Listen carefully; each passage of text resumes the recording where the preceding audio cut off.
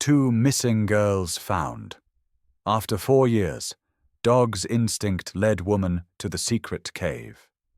The wind moved through Garland Peak like a whisper of something that didn't want to be remembered. Claire Dawson stepped out of her cabin, mug in hand, steam curling into the brittle autumn air.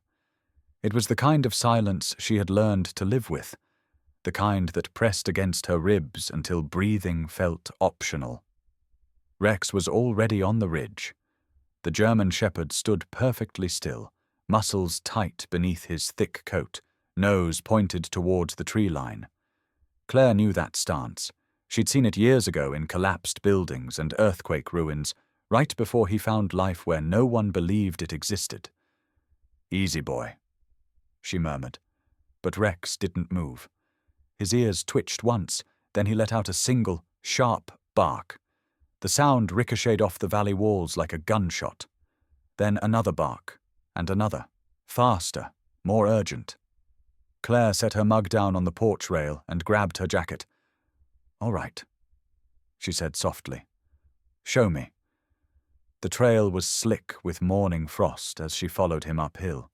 Each step crunched against damp leaves and brittle pine needles. The fog clung low to the ground, turning everything into ghosts. Rex moved with purpose, head low, tail rigid, weaving through brambles like he was following a scent older than time itself.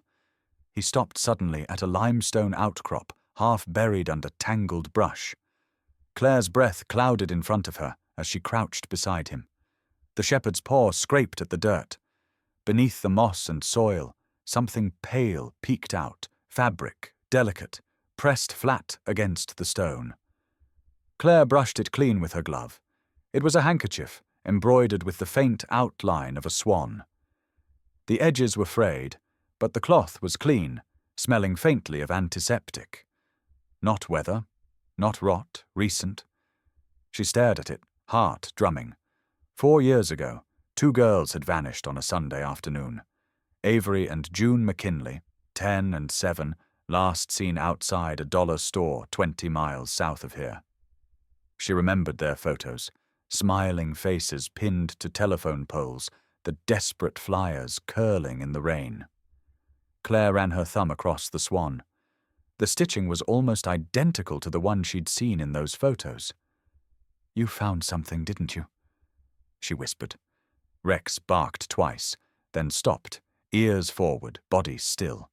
It wasn't the sound of excitement. It was the same tone he'd used during FEMA deployments when he'd picked up human scent under rubble. A signal. Discovery. Claire rose slowly, scanning the ridge. No footprints, no signs of disturbance. But the handkerchief smell was too clean for a relic. Someone had been here. Recently. A branch snapped somewhere below. Her hand went instinctively to her hip where a pistol used to hang. Old habits never die. She held her breath. Rex turned his head towards the sound, growling low. "Quiet," she whispered. The forest went still again, the kind of silence that hums when something unseen is watching. Then, another snap, closer. Rex moved before she could stop him, launching into the fog. Claire swore under her breath and pushed through the brush, heart hammering. By the time she caught up, he was standing in a clearing, nose pressed to the ground. The dirt had been disturbed. Shallow impressions, small, almost barefoot. Child-sized. The wind shifted, carrying a faint metallic scent. Blood, but old. Claire knelt, touched the soil, and felt moisture that shouldn't have been there. "This wasn't rain," she whispered. Rex growled again, staring toward a cluster of rocks half hidden beneath the pine roots. She followed his gaze and froze. The base of the rock face was carved with marks, scratches, uneven and shallow, like someone had clawed at the stone. Her flashlight beam caught faint letters beneath the moss. An A, maybe an H. Her throat went dry. Rex whined, pressing his body against her leg. Claire swallowed hard and stood. "Okay," she said. "We're not alone up here." She backed away, eyes sweeping the trees. A sound came from behind her, metal clinking against rock. Slow, deliberate. She spun, light flashing across the fog. Nothing. Just the dense curtain of mist curling between the trunks. Rex moved ahead, nose twitching, tail stiff. He led her around the ridge to where the land dropped sharply into a ravine. The earth there was soft, recently disturbed. She crouched, running her fingers through the dirt until they hit something cold. Metal. She brushed away the soil to reveal the edge of an old lockbox, rusted but not ancient. Her pulse climbed. She pried it open with her pocket knife. Inside were two objects, a child's silver bracelet engraved with the word June and a folded photo, faded and water-stained. The photo showed two little girls sitting on a bench, one holding a shepherd puppy that looked almost exactly like Rex. Claire's hand trembled. The air around her felt thinner. The bracelet, the handkerchief, the marks. They weren't leftovers. Someone had been tending to this place, watching it. Rex barked once more, sharper this time. He faced the tree line, body coiled. Claire turned toward where he was staring and saw it. Movement, faint and fleeting. A figure stepping back into the fog. A coat, grey, too long to be a child's. Then gone. The forest swallowed the sound. Claire's breath quickened. She looked down at Rex. "We're going to need help," she whispered. He didn't look away from the trees. Back at the cabin, she sealed the handkerchief and bracelet in a freezer bag, labeling them with shaking hands. The cabin smelled of coffee and damp wool. Rex lay near the door, head up, eyes fixed on the window as if expecting something to return. Claire turned on her old satellite transmitter. The line buzzed once before connecting. "Hannah, it's me," she said. "I found something up here on Garland Ridge. You remember the McKinley girls?" A pause crackled through the static. "Claire," Hannah said slowly, "don't tell me you went digging into that case again." "It found me," Claire replied, "and I think they're still here." Outside, the wind pressed against the cabin walls like a warning. Rex stood suddenly, ears pricked. His growl was low, but steady. Claire glanced toward the window. The fog had thickened again, swirling near the tree line like breath from something alive. She whispered to him, "You smell it too, don't you?" Rex didn't blink. He just stared into the white, waiting. Somewhere beyond that wall of mist, the mountains were holding their secret tight. But tonight, for the first time in 4 years, something inside them had started to move. And Rex, the dog who never barked without reason, had broken the silence. By morning, the mist had lifted, but the unease hadn't. Claire hadn't slept.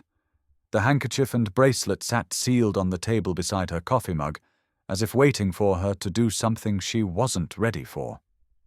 Rex hadn't moved from his post near the door. Every time she glanced up, his eyes were fixed on the same patch of trees. She finally exhaled and stood. "All right, boy. Let's do this the right way." The drive down the mountain took nearly an hour. The road into Pine Valley curved along the river, slick with frost. Rex sat in the passenger seat, chest rising steady, his nose pressed against the cracked window. Claire envied that calm. When she pulled into the sheriff's station, the same truck from years ago still sat out front, paint fading, tires bald. Inside, the office hadn't changed either. The scent of burnt coffee and old paper filled the air. Sheriff Eli Turner was behind the desk, thicker around the middle now, his badge catching the weak morning light. "Well, I'll be," he said, setting his mug down. "Claire Dawson in town. Haven't seen you since you swore off civilization." She placed the evidence bag on his desk. "You're seeing me now. Found these yesterday near the ridge." He squinted. "Cloth and a trinket?" "Not just cloth," she said sharply. "It's a handkerchief embroidered with a swan. Same pattern the McKinley girl carried. The bracelet's hers too. Eli sighed. Claire, that case went cold 4 winters ago. We had the feds, dogs, search parties. If there was anything left, it's long gone. Rex growled low under the table. Claire ignored him. It wasn't buried. It was clean. Preserved. Someone's been keeping it that way. Eli leaned back in his chair, unimpressed. You've been up there too long. Sometimes the mind starts seeing ghosts where it wants answers. Don't start that. She snapped. You didn't listen then either. He raised an eyebrow. Then, when I told you about the landslide 2 summers back, you said I was chasing storms. Turned out 3 hikers were trapped alive. That was luck, he said. That was Rex. At the sound of his name, Rex lifted his head. His dark eyes met Eli's, steady and unflinching. For a moment the sheriff's confidence faltered. Then he waved a dismissive hand. All right, I'll send someone up tomorrow, but I'm not reopening a federal case because your dog sniffed a rag. You'll regret it if you don't, Claire said quietly. She gathered the bag and turned for the door. Outside, the town looked smaller than she remembered. The diner, the gas pump, the same old signs nailed crooked to the telephone pole.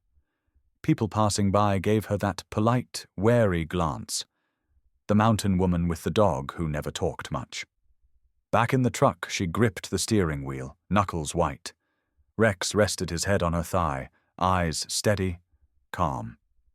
She reached down and stroked the scar above his shoulder, the one from the FEMA deployment in Oklahoma.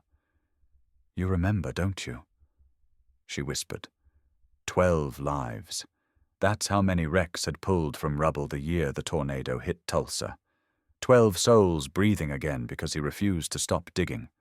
He'd come out bleeding and limping, but tail wagging.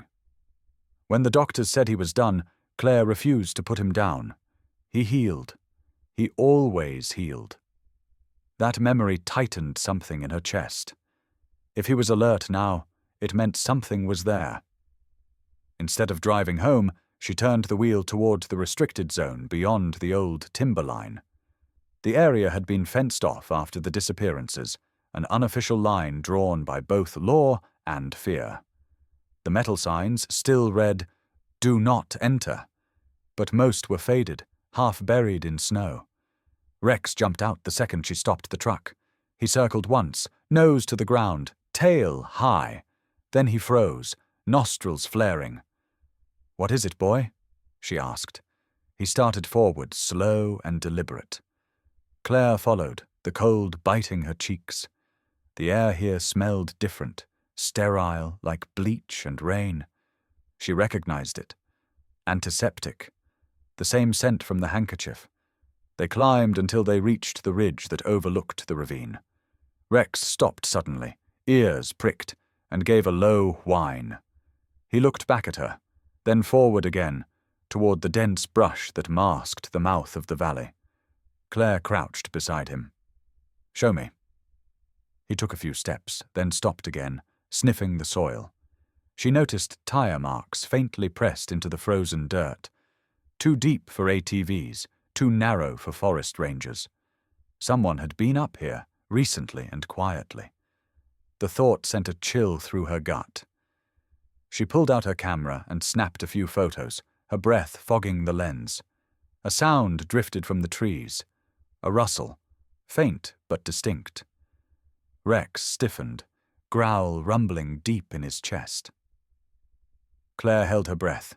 The noise faded, replaced by the low hum of the wind between the pines.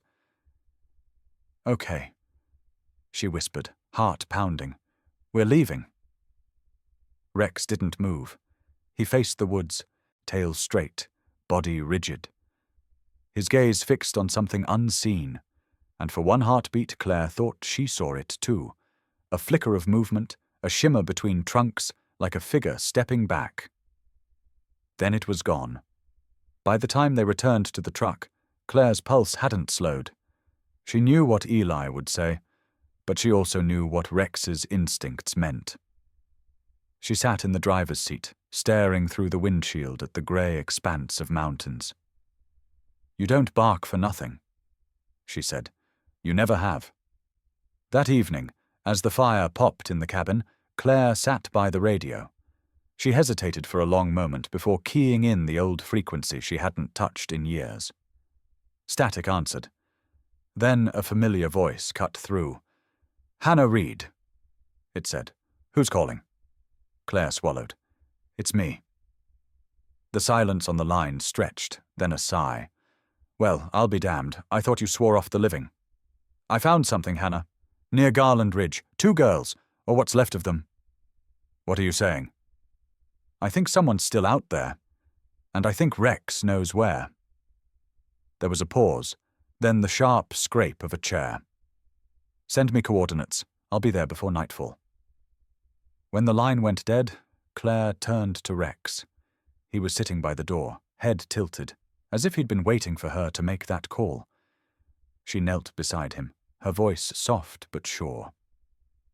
"They didn't believe you last time, but I do." Outside, the wind swept through the trees again, carrying the faint echo of his bark across the ridge. In the stillness that followed, Claire felt it for the first time in years. Not fear, not grief, but purpose. Rex lifted his head, nose twitching, eyes on the horizon. He wasn't searching for ghosts. He was searching for the truth. And she was done pretending it wasn't real. By the time Hannah's truck rumbled up the mountain road, the sun was already slipping behind the ridgeline. Claire stood outside her cabin, the wind biting through her flannel. Rex was pacing in tight circles, restless, tail rigid, ears pricked toward the tree line. He knew she was coming before Claire even heard the engine. Hannah climbed out, boots crunching gravel, hair shorter than Claire remembered, eyes just as sharp. "You look like hell," she said. Claire cracked a tired smile. "You drove 6 hours, don't pretend you came for small talk."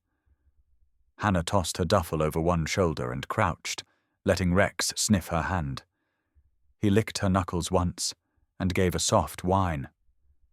"Still remembers me," she said. "He doesn't forget much," Claire replied. They didn't waste time. 15 minutes later, they were hiking toward Garland Ridge, flashlights cutting through the last light of dusk. Claire briefed her along the way. The handkerchief, the tire tracks, the bracelet. "You think someone's keeping them alive out here?" Hannah asked. "I think Rex found something the sheriff doesn't want to see." The forest was quiet except for the crunch of frost and the occasional low growl from Rex. The dog moved with a purpose, nose close to the ground, pausing every few yards to test the air. Claire recognized the rhythm of it, the way he hunted for a scent trail, the tension in his back. When they reached the ridge, Rex stopped. His ears shot up, body stiff. He barked once, short and sharp. "What is it?" Hannah whispered. Claire moved closer. The beam of her flashlight swept across the ground and stopped on a cluster of claw marks etched into the base of a boulder. Not animal marks, too shallow, too deliberate. They looked like fingernail scrapes. Claire crouched, running her fingers along the grooves. The skin on her neck prickled. "Someone tried to claw their way out," she said quietly. Hannah frowned. "From where?" Rex answered before Claire could. He began circling the boulder, sniffing the earth at its base, tail moving low and steady.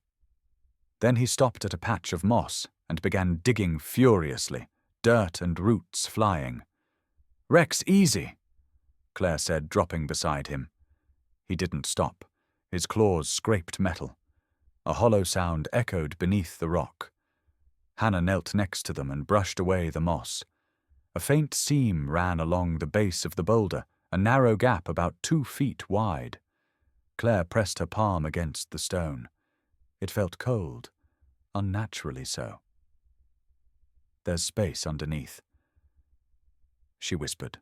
Hannah pulled a folding knife from her pocket and wedged it into the seam. It moved, just slightly. A rush of air escaped from beneath, stale and metallic, carrying a smell that made both women recoil. "Jesus," Hannah muttered. "That's blood. Old blood." "And bleach," Claire said. "Someone cleaned up after it." Rex growled again, backing away a few paces, fur bristling, his nose tilted upward as if catching a new scent from above them. Claire followed his gaze. The wall of vines and branches behind the boulder looked too perfect, too deliberate. She stepped closer, shining her light along the greenery. Beneath the leaves, she saw what looked like wood, planks, weathered and nailed into the rock face. "This isn't natural," she said. "Someone built this." Hannah helped her pull the vines aside. The boards were old but recently reinforced with new rope, half camouflaged by branches.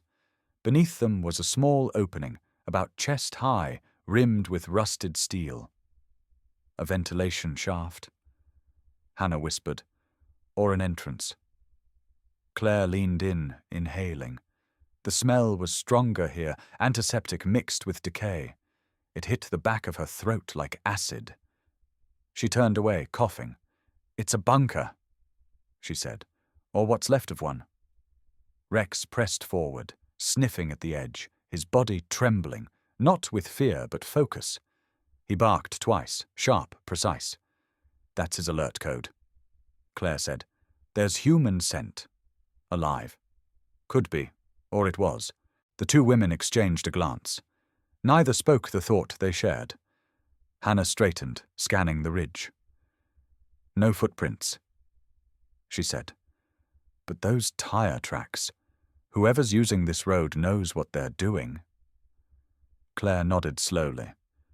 "They've been here for years, right under everyone's nose." Rex suddenly stiffened again, head snapping toward the tree line. His growl deepened, low and rumbling, then broke into a bark that echoed through the forest. Claire raised her light. For an instant, she thought she saw movement, a shadow slipping between trees. Human, too fast to be an animal. "Did you see that?" she hissed. Hannah swung her light in the same direction, but the woods were still. Nothing. Maybe. A metallic clang cut her off. It came from inside the hidden shaft, faint but unmistakable. A door closing somewhere below. Claire's blood turned cold. "There's someone down there."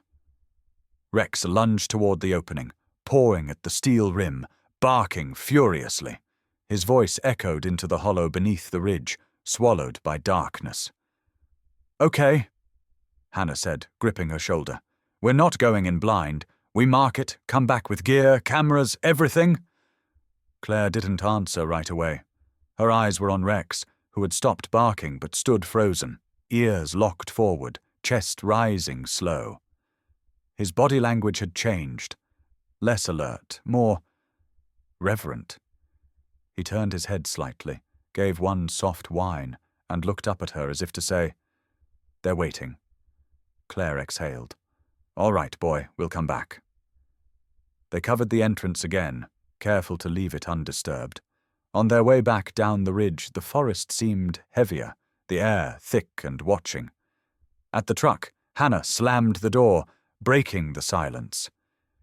"You realize this could be a federal case? You dig too deep, you'll get burned again." Claire stared out the windshield at the mountain. "Maybe. But if Rex is right, someone's still alive under there, and I'm not letting them vanish twice." Rex lay between them, panting softly, his paw resting against Claire's boot. The look in his eyes wasn't exhaustion. It was conviction. As the truck rolled down the dark road, the ridge loomed behind them like a buried heartbeat. Somewhere beneath that stone, in a space that smelled of bleach and blood, the truth was waiting. And Rex had already found its scent. By the next morning, Pine Valley was swallowed in a blanket of low fog, the kind that blurred the line between sky and earth, between the living and the lost. Claire sat at her kitchen table, while Hannah's laptop glowed faintly in the dim light. Files, maps, and photos were spread between coffee cups and Rex's paw prints. Hannah's fingers moved quickly across the keys. "Dandelion Project?" she murmured. "You ever hear of it?" Claire shook her head. "No. Should I have?" "It was supposed to be a child support program," Hannah said, scrolling through a database of old social service records. Focused on kids from rural families, orphans, low-income homes, foster care overflow, the name popped up on the McKinley file. "Look." She turned the screen. A scanned document filled the display, stamped with faded ink. Dandelion Rehabilitation Initiative. 2 names stood out in bold. Avery McKinley. June McKinley. Claire leaned closer. "That's them." "Yeah, and here's the kicker." Hannah's tone dropped. "The program was shut down 4 years ago, the same month the girls disappeared." Claire frowned. Coincidence? Maybe. But the funding trail's messy. It was tied to a medical contractor out of Billings. I cross-referenced the contact list. She pulled up another file. The agent in charge of the case back then was Marcus Hale, FBI. He closed it after 2 weeks. Claire felt her jaw tighten. Closed it. Why? Because he was told to. Hannah tapped the side of the laptop. "He still works out of the regional field office. You think he'll talk?" "If he remembers what a conscience is." 2 hours later, they were standing in front of the small red brick building of the FBI field unit. The receptionist eyed them warily as they waited. Claire's hand stayed tucked into her jacket pockets, eyes flicking toward the parking lot where Rex sat obediently in the truck bed. He never took his gaze off the door. When Marcus Hale appeared, he looked more like a man worn down by bureaucracy than fieldwork. Early 40s, unshaven, suit too tight at the collar. His expression froze when he saw Claire. "You've got to be kidding me," he muttered. "The dog lady?" Claire's reply was calm but cutting. "The one who's about to reopen your unfinished case." Hannah gave him a polite nod. "Sergeant Hale, we need 10 minutes of your time. We found something on Garland Ridge. Something that belongs to the McKinley girls." His eyes flickered, and for the first time there was hesitation. "That case is done.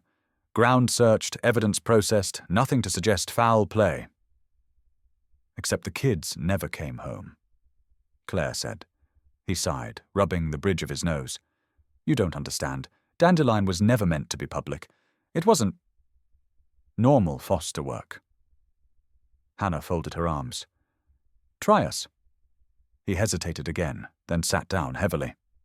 "It started as a behavioral rehabilitation program for high-risk minors, funded by the Department of Health, overseen by a private firm. They claimed they were providing therapy for trauma victims, but the methods were questionable. Sensory isolation, environmental control. There were rumors of medical testing. Nothing we could prove." Claire's stomach twisted. "And the McKinley girls. Participants, but they weren't supposed to be in Montana. Their transfer wasn't logged. When I looked deeper, my clearance was revoked. A week later, the program shut down. Files disappeared." Hannah leaned forward. "You think they hid them?" "I think they hid something," he said. "The contractor's name was Linmore Industries. Their last known facility was a field station near Garland Peak." The words hung in the air like a thunderclap. Claire took a slow breath. "We found an underground hatch up there. Fresh rope, air vents, and blood. You want to tell me again this case is closed?" Marcus looked at her, eyes narrowing. "You went inside?" "Not yet." He stood abruptly, grabbing his coat. "Then I'm coming with you." Hannah shot Claire a look. "Thought he said it was closed." "He just reopened it," Claire replied. Back at the truck, Rex barked once when Marcus approached. The agent stopped short. "That the famous hero?" "His name's Rex," Claire said. "He's not fond of people who underestimate him." Marcus tried a cautious hand toward the shepherd. Rex sniffed it once, then turned away pointedly. "Yeah," Marcus muttered. "Can't say I blame him." The drive up the ridge was slow, tires slipping over loose gravel. The mountain loomed higher with every turn, the forest closing in like it wanted to keep its secrets buried. By the time they reached the trailhead, snow flurries had begun to fall. Claire led the way, flashlight steady, rifle slung across her back. Hannah followed with a camera strapped to her vest. Marcus brought up the rear, muttering about protocol and jurisdiction. Rex moved ahead, nose to the ground, his gait low and steady. Every few yards he'd stop, ears twitching, testing the air. The deeper they went, the quieter the forest became. No birds, no wind, just the crunch of boots and the faint sound of Rex's breathing. Then he stopped dead. "Talk to me," Claire said softly. Rex's head lifted, nostrils flaring. He barked once, twice, short and sharp. His tail froze. Claire knelt beside him, eyes scanning the undergrowth. The beam of her flashlight caught something embedded in the dirt. A small silver tag, half buried, engraved with numbers and letters. DNDL 04. Hannah picked it up with gloved fingers. "Dandelion." Marcus paled. "That's an inventory code. Every child in the program had one." The silence that followed was heavy. Then, from somewhere deeper in the trees, a faint metallic thud echoed. Slow, deliberate, as if something had shifted underground. Rex's hackles rose. He gave a low growl, then started forward without command, cutting through the brush. "Rex!" Claire called, but he didn't stop. The dog moved with that uncanny precision she remembered from disaster sites, the kind of focus that ignored fear entirely. They followed, stumbling through vines until they reached the same boulder from before. Only this time, the vines were torn back. The opening gaped wide, breathing out a current of cold air that smelled of iron and antiseptic. Someone had been here since last night. Claire felt her heart pound. They knew we were coming. Marcus pulled his gun, scanning the tree line. Or they never left. Rex stood at the mouth of the opening, head tilted, listening. Then he did something that made the others freeze. He whined once, stepped back, and sat, eyes locked on Claire. "What's he doing?" Marcus whispered. Claire's voice was barely audible. "He's waiting for a command. He knows there's someone alive down there." The sound came again from the shaft, this time louder, a single knock against metal. Then silence. Marcus looked at Claire. "What now?" She met Rex's eyes. His ears flicked once, tail still. There was no hesitation in him, only certainty. "We go in," she said. "He already has the scent." As they prepared their gear, snow began to fall harder, muting the forest into silence. Claire's mind flashed back to a memory she hadn't touched in years. Rex clawing through concrete in the wreckage of a collapsed hospital, barking until his paws bled, refusing to stop until a child's cry answered him. Now, standing before another buried secret, she felt that same pulse of instinct. Not hers, his. Rex took one step closer to the darkness, nose low, breath steady. Claire followed.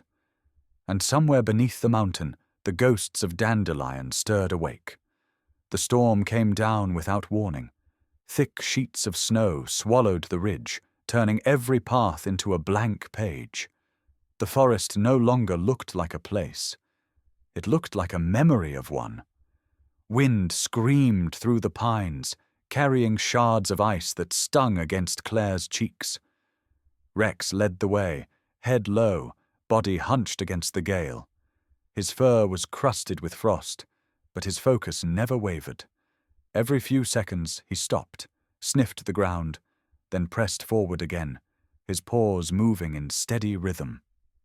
Behind him, Marcus struggled to keep up, his flashlight cutting through the white haze. This is insane! He shouted over the wind. We should wait it out. He's on a trail. Claire called back. If we stop now, we lose it.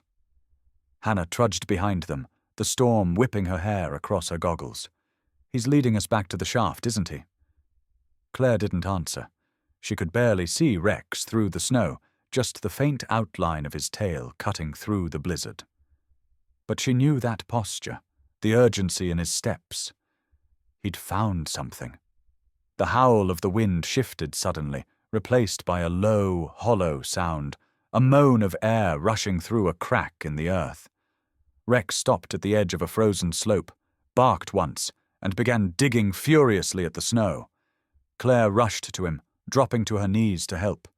Her gloves hit stone, smooth, cold metal beneath a thin layer of frost. Marcus knelt beside her, brushing away ice. What the hell is this?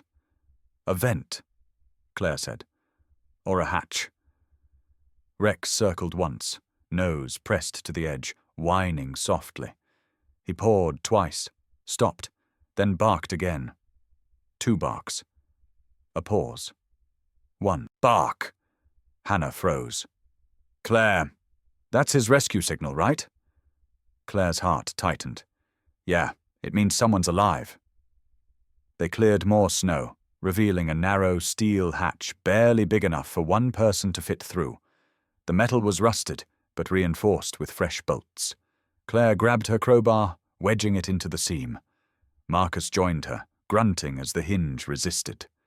Finally, with a shriek of torn metal, the hatch gave way. A rush of cold air burst out, thick with the scent of bleach, rust, and something else, something faintly sweet and rotten. The flashlight beams stabbed into the dark. A narrow tunnel led downward, carved from rock and lined with old wiring. Rex was the first to move. He descended without hesitation, paws silent on the ladder rungs, his tail disappearing into the dark. Claire followed, boots clanging against the steel. The tunnel opened into a chamber. The walls were concrete, cracked and wet. A single light bulb flickered overhead, casting long shadows that danced across the stains on the floor. Claire's beam caught a pile of objects near the far wall, small scattered things, a stuffed rabbit missing an ear, a broken hair clip, a child's shoe half buried in dust. Then she saw it, a bracelet, silver, engraved with a name she'd memorized from the case file. June, she whispered. Her breath hitched. Oh, God! Marcus moved closer, his face pale. This is one of the shelters, he said. His voice was low, almost reverent. The dandelion facilities were supposed to be temporary housing. They called them retention sites for paperwork purposes. But there were rumors. Kids who didn't fit the profiles were kept for reconditioning. Reconditioning, Hannah repeated. You mean erasing them? Marcus didn't look at her. They called it identity reset therapy. No records, no past, new families. Some were adopted, others disappeared. Rex whined softly, sniffing along the wall. He pressed his paw against a section of concrete and began scratching. Claire moved to him, shining her light. There, faint beneath the grime, were handprints, small, smeared in what looked like dried blood. Her stomach twisted. They tried to get out. Rex barked again, 2 quick bursts, then silence, his nose pressed hard against a hairline crack between the wall and the floor. Claire crouched beside him, touching the gap. A faint draught seeped through, carrying a scent she knew too well. Not rot, not decay, human breath. She looked up sharply. There's a chamber behind this. Marcus pressed his ear to the wall. For a moment there was only the hum of the storm above. Then, faint but unmistakable, a sound, a single tap. Did you hear that? Hannah whispered. Marcus nodded, his face pale. Once, then twice. Someone signaling. Rex barked again, the same pattern. 2, pause, 1. He backed up and scratched harder, claws scraping against the stone. Claire's mind raced. "We need to get through." Marcus looked around, found a rusted crowbar near the corner, and jammed it into the crack. "On 3, he said. 1, 2. The wall crumbled faster than expected, chunks of plaster falling away to reveal a hidden crawl space. The air that spilled out was cold, damp, and stale. Inside, the flashlight beams caught a flash of movement, a hand withdrawing from the light. "Wait," Claire said softly. "It's okay. We're here to help." Silence. Then a weak voice, hoarse and trembling. "Please, don't shut the door." Rex moved forward, crouching low, tail wagging gently. His nose brushed against the edge of the opening, and he gave a low whine, the same sound he made when comforting survivors in rubble. Claire's throat tightened. "There's someone in there," she whispered. Marcus knelt beside her, shining the light farther in. The beam landed on 2 faces, pale and hollow-eyed, huddled under a blanket. Children. The older one blinked against the glare. Hannah gasped. "Oh my God!" Rex stepped closer, his nose brushing the girl's hand. She didn't flinch. She reached out, trembling, and rested her fingers against his fur. The moment hung there, fragile, real, alive. Claire turned to Marcus. "You said these sites were abandoned." He stared into the chamber, voice breaking. They weren't abandoned. They were hidden. The storm roared above them, wind howling through the tunnel like a scream. Rex gave one more bark, too quick, one pause, his call for rescue echoing through the stone walls. Claire pressed her hand against his back. "Good boy," she whispered. "You found them." For the first time in years, she felt the weight of hope, raw and terrifying. Somewhere above them, the storm raged on, but inside that buried room, something had survived, something that refused to be erased. And Rex, the dog who never barked without reason, had brought them back to the light. The storm had crawled down from the ridge, swallowing the world in white. Snow hissed through the mouth of the forest, blurring the trees into ghostly shapes. Claire moved first, her flashlight cutting through the dark, breath fogging in front of her face.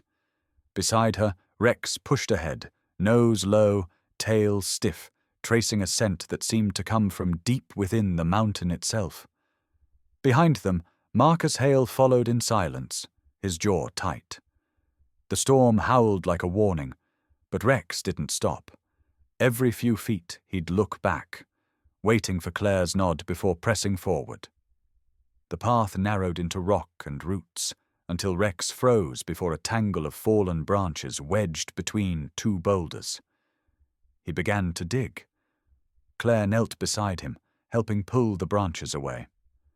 Beneath them was a hollow, a crack in the earth, barely wide enough for a person to crawl through. Warm air drifted out, stale and chemical. "Jesus," Marcus whispered, crouching beside her. "What the hell is this place?" "The end of the trail," Claire said. They descended one by one, the light from above fading until only the flashlights remained. The tunnel opened into a wide chamber, carved stone walls, metal bunks, scattered toys, and on the far side, a half-collapsed door. The air was thick with disinfectant and rust. Rex sniffed along the floor, stopping at a small wooden bracelet covered in dust. Claire picked it up. One word was carved into it. June. Her throat closed. "Marcus, this is one of the holding points. Dandelion kept kids here before moving them." Marcus didn't answer right away. His face was pale, but not from cold. "You don't understand," he said softly. "I was assigned to this case years ago. I thought I was shutting it down, but they turned it into something else." "What are you talking about?" Claire's voice was sharp now. Marcus backed up a step, his hand brushing the gun at his hip. "You were never supposed to find this place. You shouldn't have come." Rex growled, low and steady. The sound filled the cavern like thunder trapped in stone. "Marcus," Claire said, her pulse hammering. "If you're protecting them, you're no better than they are." His eyes flickered. "You think I wanted this? They had my son. He was in the program. A foster placement. They told me if I ever spoke, he'd disappear like the others." His voice cracked. "I tried to expose it once. That's why they reassigned me." For a long second, there was only the sound of the storm roaring above them. Claire lowered her weapon. "Then help us finish it." Marcus opened his mouth, but a faint echo stopped him. Footsteps. Slow. Deliberate. The scrape of boots on stone. Claire turned toward the dark hallway just as a voice drifted from it, calm and sharp as broken glass. "You never could stay buried, could you, Marcus?" Linda Morris stepped out of the shadows, her parka coated in frost, a pistol in her hand. The beam from her flashlight hit their faces like a spotlight. "You brought them right to me. How convenient." Claire moved to stand in front of Rex. "You were Dandelion's director. You killed those kids." Linda smiled faintly. "Killed? No. We repurposed them, gave them new lives. Do you have any idea how much an erased identity costs on the black market?" Marcus's hand twitched toward his gun, but Linda's aim shifted instantly. "Don't," she warned. "You've betrayed me once already." "I betrayed a ghost," he said. The air snapped. A gunshot exploded in the narrow space. Marcus fell back, clutching his shoulder. Claire dove for cover behind an overturned cot as the echo rattled through the chamber. Rex barked once, a sharp, commanding sound.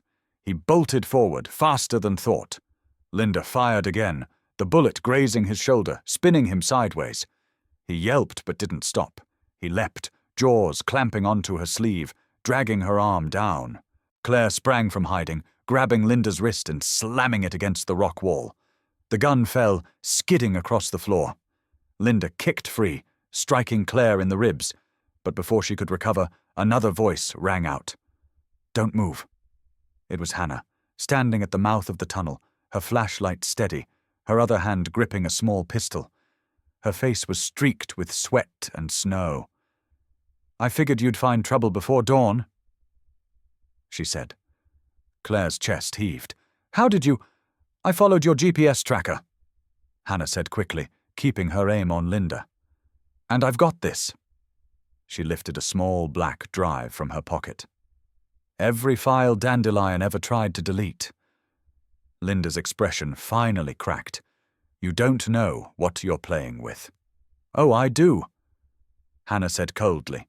"I used to file your reports. You signed every transfer, every missing child form. You made them vanish." Linda lunged toward her, but Rex intercepted, forcing her back against the wall, teeth bared but not biting. He stood between the two women, bleeding from his shoulder, every muscle trembling with restraint.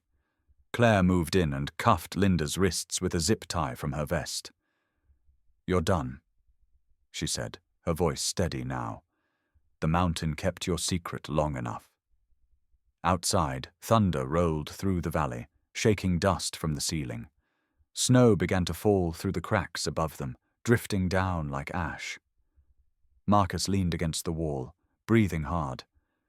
"You'd better go," he said. "Backup's coming, but this place won't hold much longer." Claire helped him to his feet. "You're coming with us. You still have a son waiting for you." Marcus gave a weak nod. "Guess I finally get to do one thing right." Rex barked twice, then once, his old FEMA rescue signal. Claire turned. At the far end of the corridor, two shapes moved in the half-light. Small, fragile, afraid. "Lena! Mira!" Claire whispered. The girls flinched, clutching each other. Their clothes were torn, their faces pale, but they were alive. Rex walked towards them slowly, tail low, head bowed. One of the girls reached out a trembling hand, and he pressed his muzzle against her fingers. It's okay, Claire said, kneeling beside them. You're safe now. Outside, the storm raged louder, snow swirling down like the world was trying to erase everything that had happened.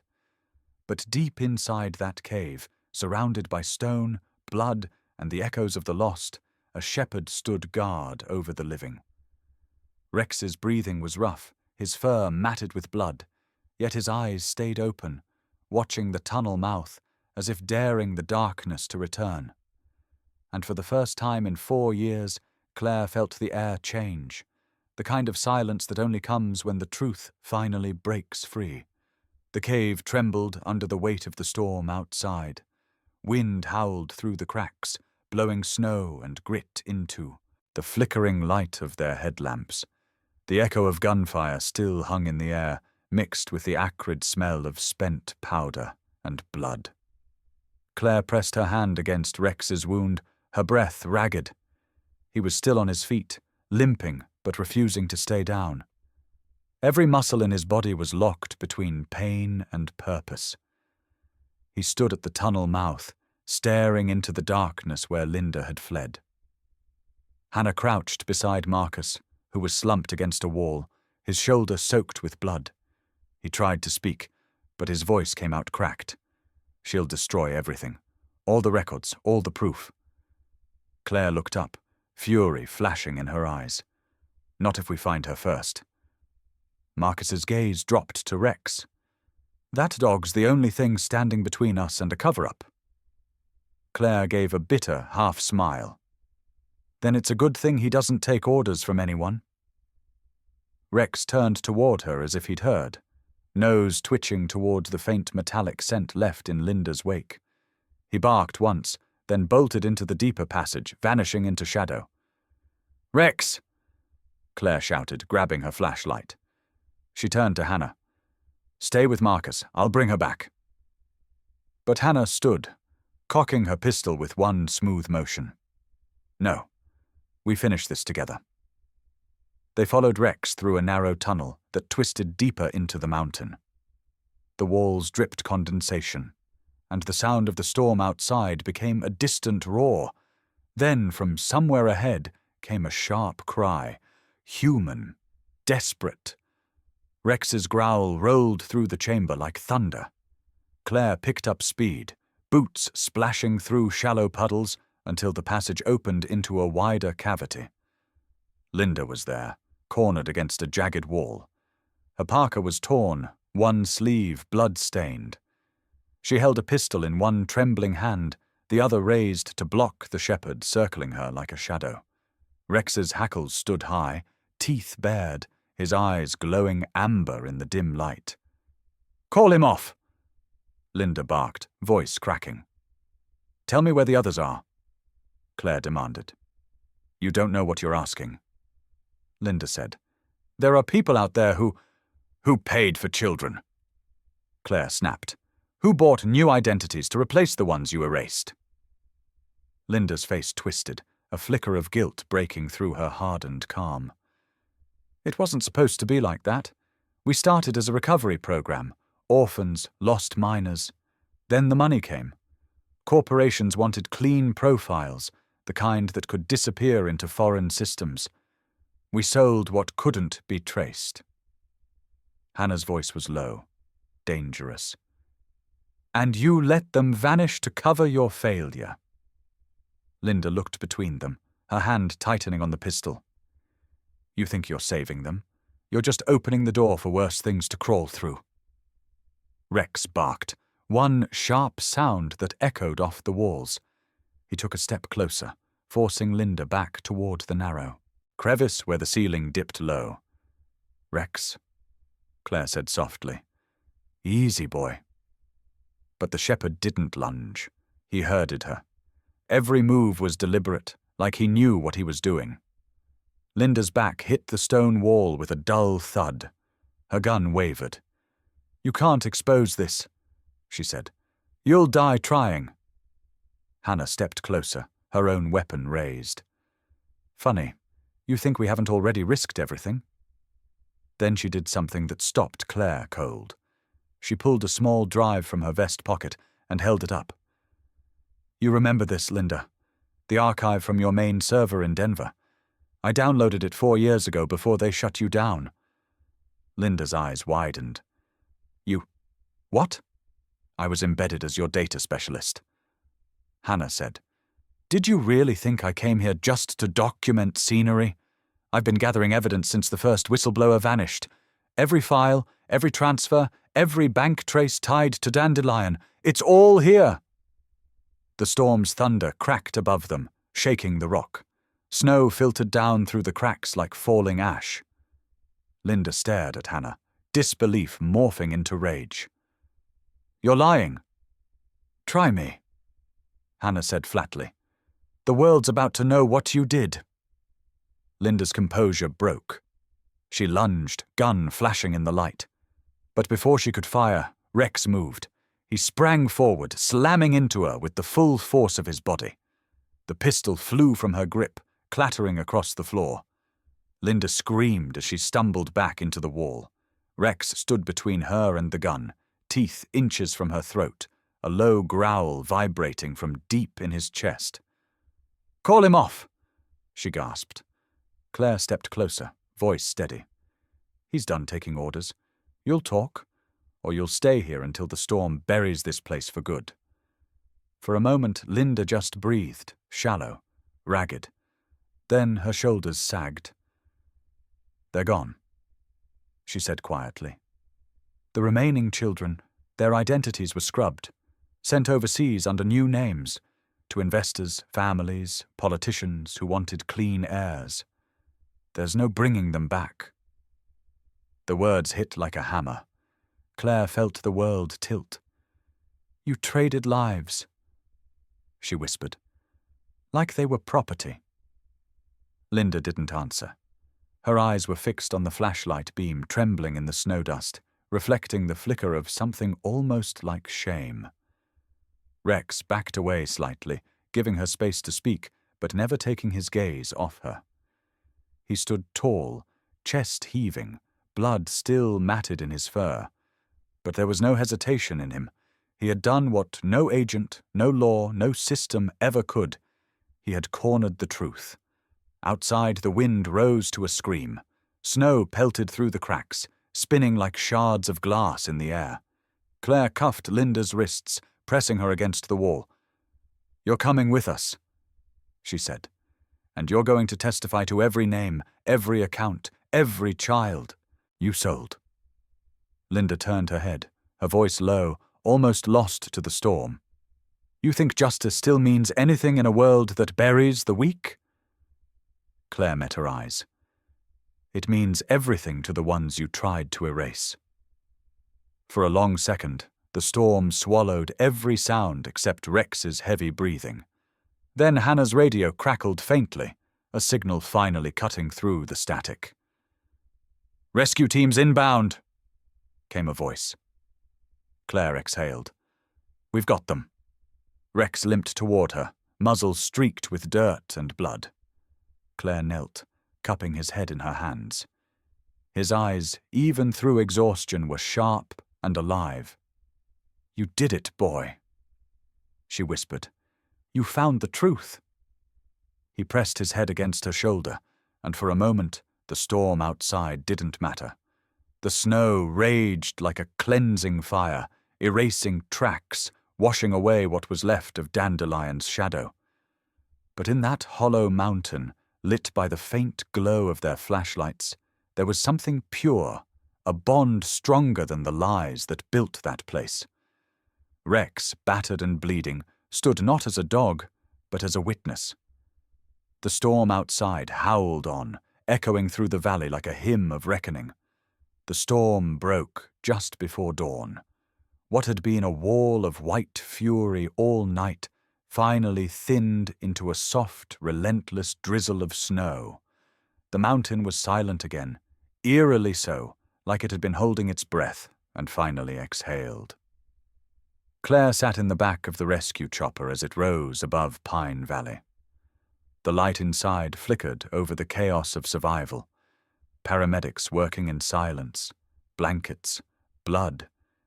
and the hollow-eyed faces of the rescued girls huddled against the warmth. Rex lay beside her on the metal floor, his side bandaged, fur matted with blood. His breathing was shallow but steady. Even now, every time one of the medics leaned close to Claire, his head lifted slightly, eyes sharp, protective. "You should rest," one medic said, shouting over the engine noise. Claire shook her head. "I'll rest when he does." Below them, the valley unfolded, a maze of pine and ice, the ridge that had hidden 4 years of buried truth, now scarred by floodlights and footprints. FBI teams were already on the ground. The mountain that had once swallowed evidence was now bleeding it out into the daylight.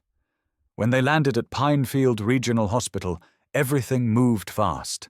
Stretchers, gurneys, radios. Marcus was lifted out first, pale and weak, but alive. His eyes met Claire's as they wheeled him past, and for the first time, there was no pretense, no mask of control, just a quiet nod of gratitude. "Don't let them bury it again," he whispered hoarsely. "I won't," she said. Linda came next, cuffed and silent, escorted by 2 agents in dark jackets. Her face was washed out, expressionless, as though the storm had stripped her of humanity. When she passed Claire, their eyes met for half a second. "You think you've won?" Linda said softly. "But some things are too big to bring down." Claire didn't answer. She didn't have to. Because behind her, Rex let out a low, steady growl, a sound that spoke louder than words. The kind of sound that reminded everyone who was listening that justice, once awakened, didn't sleep again. Hours blurred into a haze of antiseptic light and exhaustion. The girls, Lena and Mira, they'd learned, were admitted to the pediatric wing, malnourished, dehydrated, but alive. Their files were flagged as protected witnesses. For the first time in years, their names would stay. Claire sat outside their room, her flannel jacket still stiff with dried blood. The hallway smelled of disinfectant and snow melt. Nurses moved quietly, their shoes whispering across the tile. Rex, stubborn as ever, had refused to stay in the veterinary unit. Twice he'd tried to limp his way out of the ambulance until one of the EMTs finally gave up and let him follow Claire. Now he lay on the floor outside the girls' room, head resting on his paws, eyes half closed but alert. Every few minutes, his tail thumped once when someone walked by, then went still again. "You're supposed to be resting," Claire murmured, crouching beside him. He blinked at her, slow and steady, as if to say, "Not while they're still breathing." She smiled through the exhaustion, brushing a hand over his head. "You never quit, do you?" The girls' voices carried faintly through the door, soft laughter, hesitant, unsure. It was the kind of sound Claire hadn't heard in years, not since her daughter. It hit her like a wave, sharp and tender all at once. She sat down against the wall, her back to the cool plaster, and let out a breath she didn't know she'd been holding. For a long time, she just listened, to the hum of the lights, to the quiet murmurs from inside, to the steady rhythm of Rex's breathing beside her. When an FBI agent approached, clipboard in hand, Claire didn't move. "Dr. Monroe," he said. "Claire's fine," she replied. The agent nodded. "We've reopened the Dandelion case. Every site, every name. Marcus Hale is cooperating. He's already testified about internal directives to conceal the program. The Bureau wants you to make a statement tomorrow." Claire looked up, her voice even. "Tell them I'll talk when those kids are safe." The agent nodded once and left. For the first time in a long while, there was quiet that didn't feel like loss. It felt earned. Outside, the snow had turned to rain, tapping gently against the hospital windows. The storm was gone, but its echo remained, a soft rhythm, steady, cleansing. Rex shifted beside her, stretching his good leg, then laid his head on her boot. His eyes closed fully now, finally at ease. Claire leaned forward, resting her hand against his back, feeling the slow rise and fall beneath her palm. She realized, with a jolt that wasn't pain but something deeper, that the tears slipping down her face weren't grief. They were release. For the first time in 12 years, she wasn't running from ghosts. Rex had led her into darkness, yes, but he'd also led her back out, to truth, to redemption, to the sound of laughter on the other side of a hospital door. The hum of a monitor inside the room beeped in sync with her heartbeat. Claire wiped her eyes and smiled faintly. "Good work, soldier," she whispered. Rex didn't move, but his tail tapped once against the tile, soft, steady, content. Beyond the window, dawn broke over Pine Valley, pale gold spilling across the snow. The mountain stood silent again, but not in mourning. It was listening, and somewhere in that silence, beneath the soft rhythm of rain, the faint sound of justice lingered. Alive, breathing, watching. 3 months later, spring returned to the mountains. The snow on Garland Ridge melted into narrow streams that ran like silver veins down the slopes, feeding the valleys below. What had once been a scarred landscape, cold, silent, and haunted, was alive again. The morning sun spilled over the wooden sign that read, "Rex's Haven." Beneath it, children's laughter echoed across the clearing. The new training center wasn't large, but it was built with care. A wooden cabin, a small field for drills, and kennels lined neatly under the pines. Claire stood by the fence, watching a group of rescue dogs running drills with the volunteers. Each bark, each wagging tail, carried something she hadn't heard in years. Hope. Rex was easy to spot among them.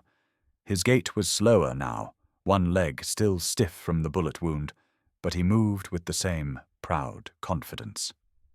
The bandage had long been replaced by a thin scar running across his shoulder, the kind of mark that told a story without words. 2 small figures broke away from the group near the swings, Lena and Mira, now healthier, cheeks flushed with color. They raced across the yard toward Rex, who perked up the instant he saw them. "Hero!" they called out in unison. Rex's tail wagged hard enough to shake his whole body. He lowered his head so the girls could wrap their arms around his neck. Mira held up a stick like it was a medal. "We taught him fetch again." Claire smiled. "I think he's the one teaching you." Lena grinned up at her. "He's better than any therapy." Claire knelt down, brushing a strand of hair from Lena's face. "That's because he doesn't judge, he just listens." Behind them, volunteers carried supplies into the new kennels. The FBI had quietly donated funding after the Dandelion case made national news.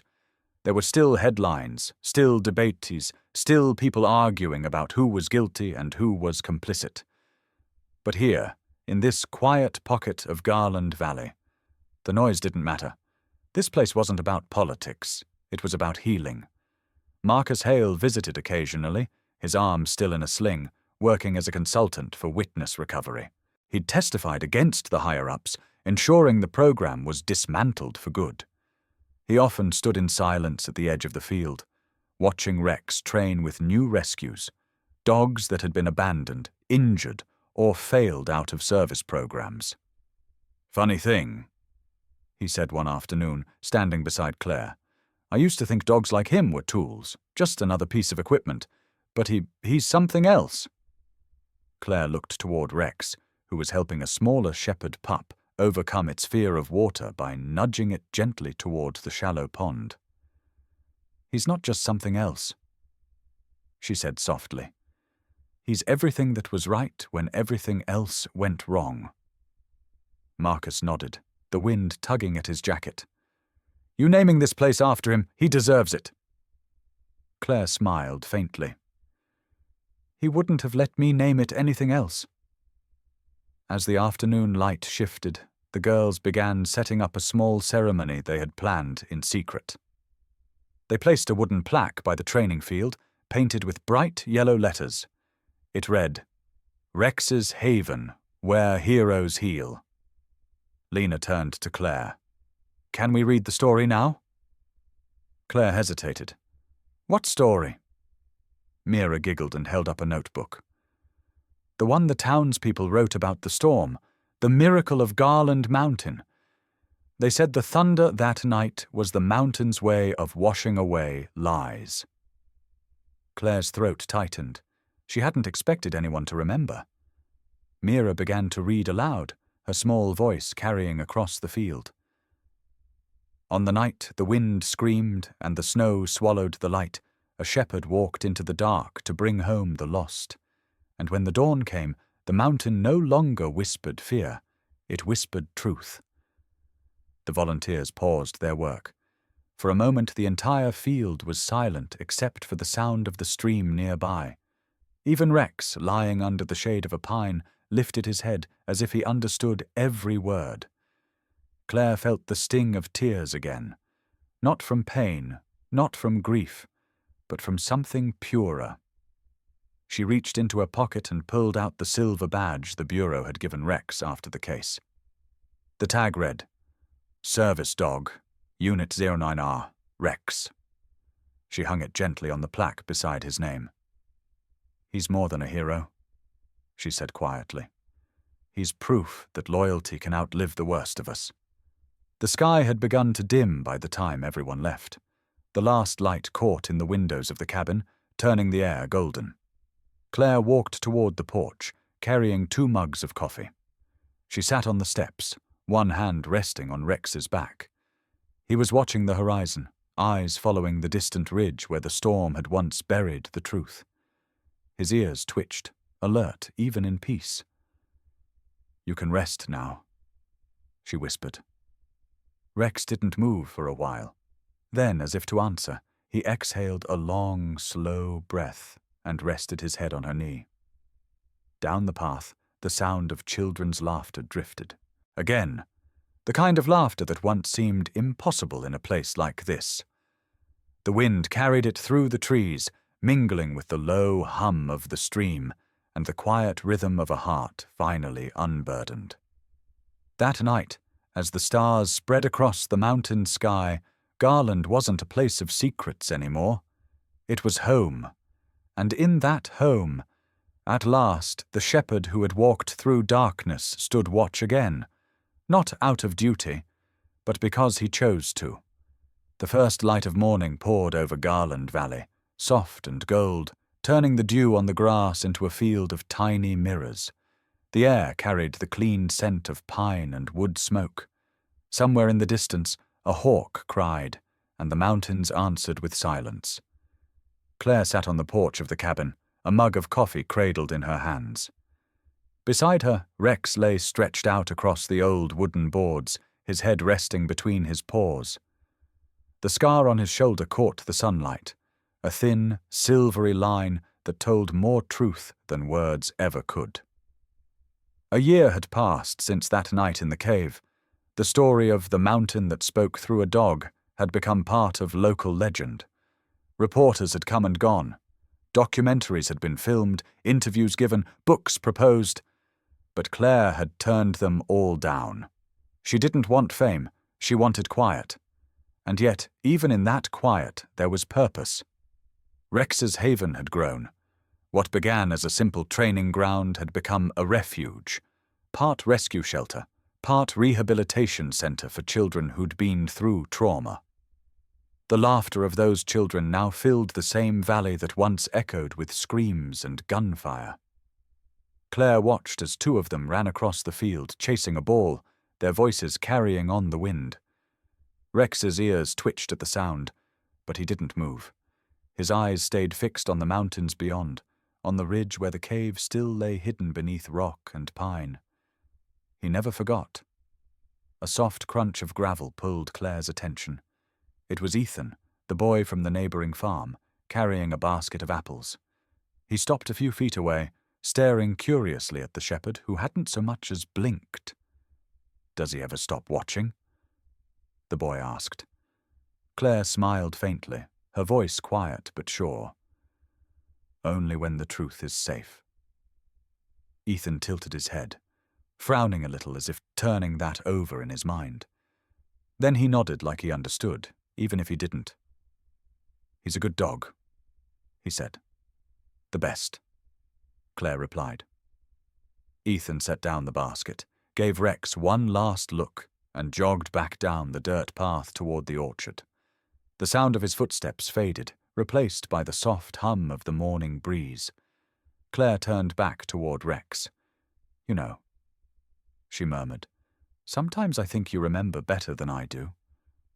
Rex didn't move, but his tail brushed once against the porch. He had grown older in the past year, his muzzle grayer, his movements slower, but his eyes were the same, alert, alive, seeing things most people missed. When the wind shifted, carrying the faint scent of the ridge, Rex's ears pricked again. He lifted his head slightly, nose twitching. Claire followed his gaze to the far-off mountainside, where sunlight touched the stone like gold, the place where everything had begun. "You're still guarding it, aren't you?" she whispered. "Still making sure the past doesn't come back." Rex looked at her, and for a moment she thought she saw recognition there, a flicker of something deeper, as if he understood what she meant. Maybe he did. Maybe that was what made him different from the rest. Behind them, laughter erupted again from the field. Mira and Lena were racing toward the fence, waving. One of the younger rescue pups chased after them, tripping over its own paws. Claire smiled, the sight pulling warmth through the cracks of her memories. This was what survival looked like. Not headlines or medals, but ordinary mornings filled with ordinary peace. The sun rose higher, bathing the porch in golden light. Claire reached over and laid her hand on Rex's head, fingers tracing the rough fur behind his ear. "We did it," she said softly. "We kept our promise."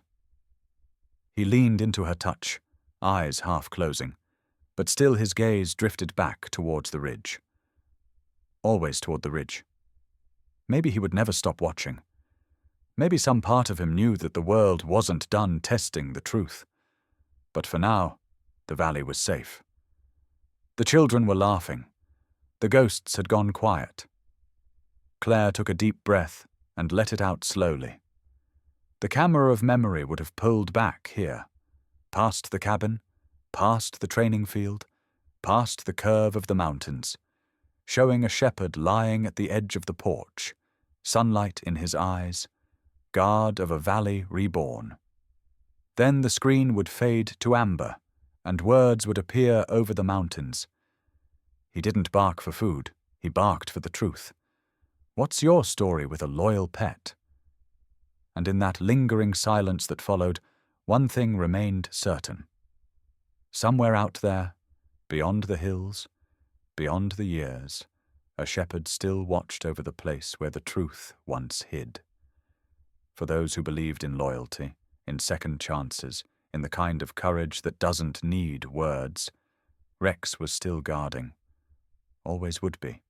Support our channel, German Shepherd Stories, and share this tale if you believe loyalty deserves to be remembered.